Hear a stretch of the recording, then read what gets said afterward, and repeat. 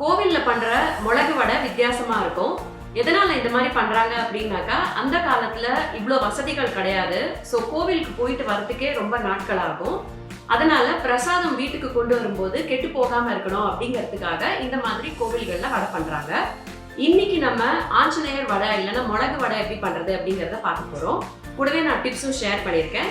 So வாங்க எப்படி பண்றதுன்னு பார்க்கலாம்.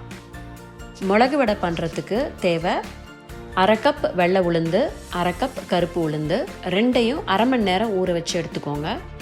2 டேபிள் ஸ்பூன் மிளகு, 1 டீஸ்பூன் சீரகம், 1 டீஸ்பூன் உப்பு, கொஞ்சம் பெருங்காயம், 1 டேபிள் ஸ்பூன் அரிசி மாவு, 1 டேபிள் ஸ்பூன் வெண்ணெய். முதல்ல இந்த பருப்பு, மிளகு, சீரகம், உப்பு, பெருங்காயம் எல்லாத்தையுமா போட்டு கொஞ்சம் கூட தண்ணியே விடாமல் இந்த மாதிரி கெட்டியாக கொரன்னு அரைச்சிக்கோங்க. ஆல்ரெடி கெட்டியாக தான் இருக்குது, ஆனால் பைண்டிங்காக கொஞ்சமாக அரிசி மாவு அண்ட் இந்த வெண்ணெயை போட்டு நல்லா சேர்த்து பிசைஞ்சுக்கோங்க.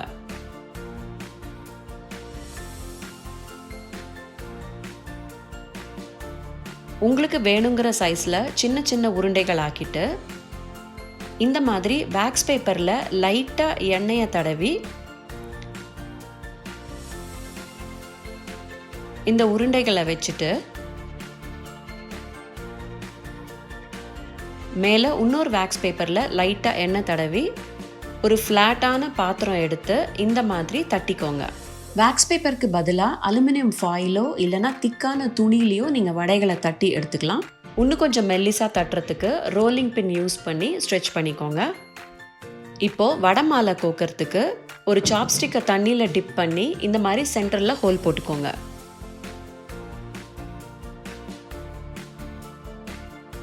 எண்ணெய் நல்லா காஞ்சதும் மீடியம் ஃப்ளேமில் இந்த வடைகளை ஃபுல்லாக பொரித்து எடுத்துக்காமல் ஒரு 75% பொரித்து எடுத்துக்கோங்க.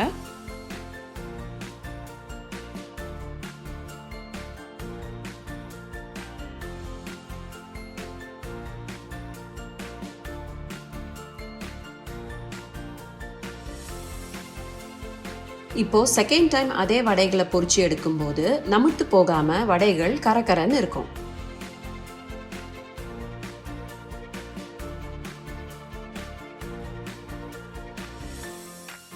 கிறிஸ்பியான மிளகு வடை ரெடி.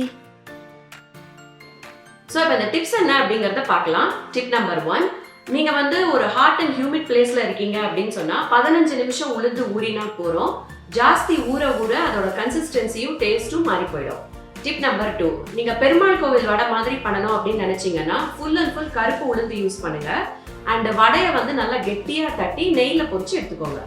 டிப் நம்பர் 3, எல்லா பருப்பையும் மொத்தமாக போட்டு அரைக்காம முதல்ல கொஞ்சம் எடுத்து வச்சுட்டு கடைசியில் அதை ஆட் பண்ணீங்கன்னா உங்களுக்கு கரகரன்னு அங்கங்கே பருப்பு டெக்ஸ்டர் கிடைக்கும். ஸோ நீங்களும் இந்த வித்தியாசமான வடையை ட்ரை பண்ணி பாருங்க, எப்படி வந்ததுன்னு சொல்லுங்க. மறக்காம இந்த வீடியோவை லைக் பண்ணுங்க, ஷேர் பண்ணுங்க அண்ட் என்னோட சேனலுக்கு சப்ஸ்கிரைப் பண்ணுங்க. நன்றி, வணக்கம்.